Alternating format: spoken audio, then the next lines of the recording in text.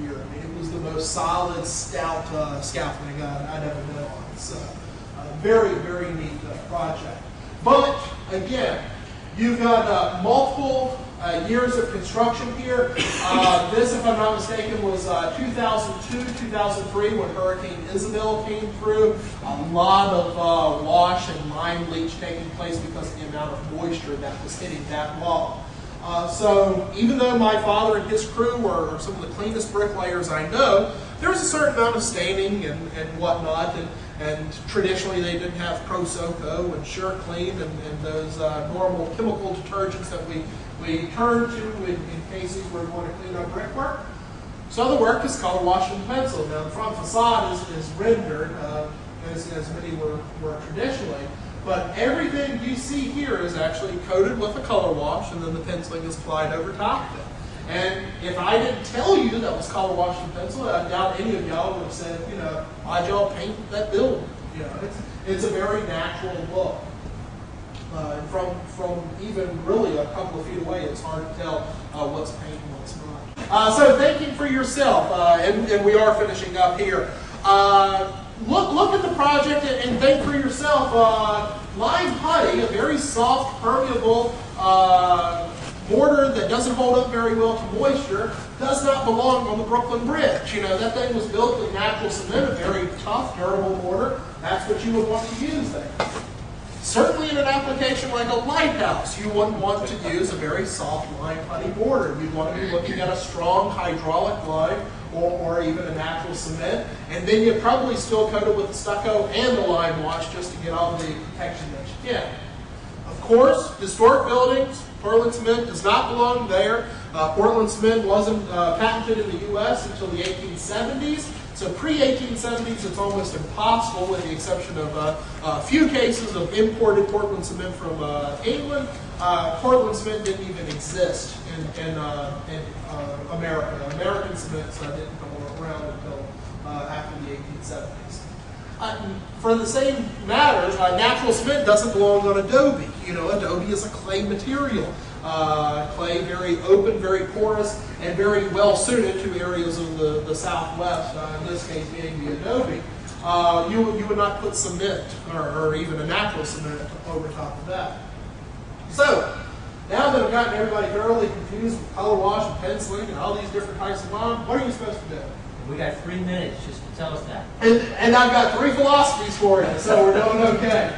Philosophy A is use the same original materials, but not necessarily the protective, decorative, and protective treatments. So this church right here, they wanted to go back with a lime putty mortar because that was what was traditionally there, but they didn't want to go with the color wash. Now that could be a problem because that lime putty mortar was not designed to be seen by the light of day. It was supposed to have a protective coating over it. Philosophy B, which is what 90% of our customers do.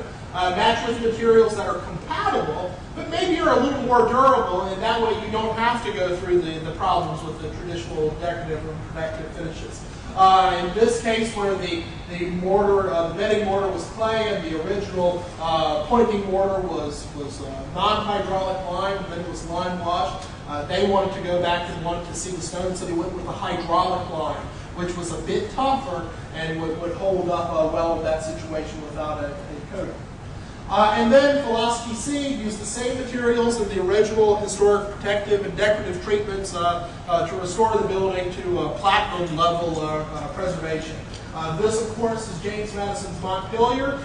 We actually did a mortar analysis on the mortar. We also did a petrographic analysis on the stone that we suspected that Madison used. 2 materials matched up, so we actually burned the original limestone that Madison used to come up with the replicated mix. So that's that. We've got just a couple of slides here. What can we learn for moving forward from historic masonry? This picture right here represents almost 1,600 years of construction. From the Roman occupation in France, Pompey settled there in about 72. This Roman village grew to about, this Gallic village, this is actually in France, actually grew to a city of about 30,000 people at its height. until the Vandals came in the early 400s, sacked the city, and everybody kind of dispersed. A couple hundred years later, they rebuilt right over top of these Roman walls, and then the cathedral there has 3 different phases of construction. So we know for a fact that historic buildings work. If you have enough money, you can buy a castle over in Scotland, put a coat of lime wash on it, put a coat of plaster on it, put a new roof on it, and you've got a brand new building. We cannot do that with buildings that we build today. You know, if you take this building and rip the roof off of it, all the sheetrock's going to get wet, and you know you're going to have a big mess on your hands. So we know that historic buildings work. We know that mass walls work. They are able to accommodate load. They are able to offer a certain amount of thermal mass to the building, making the walls a bit more comfortable. And because of these matrices of multiple widths of brick, bedded in a soft material, a soft mortar, you can actually build without construction joints. The Colosseum in Rome, these walls here, no construction joints in them. We still can't figure out where to put a construction or a control joint in a wall like this. And these traditional materials work. I can talk more, but I'm out of time. Even in these times of Katrina-type floods, this here is Greensboro, Kansas. I went there. We're actually working on some new construction projects with them out there in Greensboro, Kansas, and the rebuilding efforts.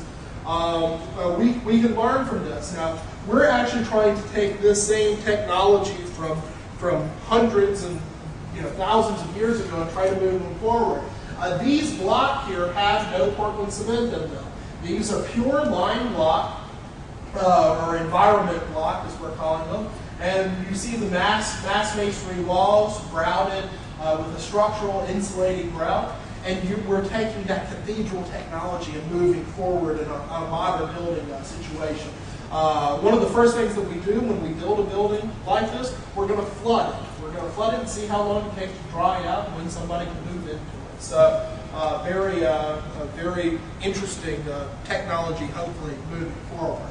And then, of course, it can be finished with plaster stone or something like that. That's one of the products that we make to look like cut stone. Proposed project in Missoula, Montana, that will be using the same lime block. And don't take my word for all of this. Do your own research. If what I say makes sense, then great. Hope you come up and we can have a lively discussion on various issues. But I strongly feel that through educated restoration, we can perform good restoration. We have been performing uneducated restoration for decades now. We've seen it in the 60s and the 70s and the 80s and the 90s. Now, with this kind of emergence of historic technologies, we're able to go back and see what they were doing originally and hopefully be able to perform the level of restoration that our historic buildings truly deserve. Anybody got any questions? Anybody got any answers? Okay?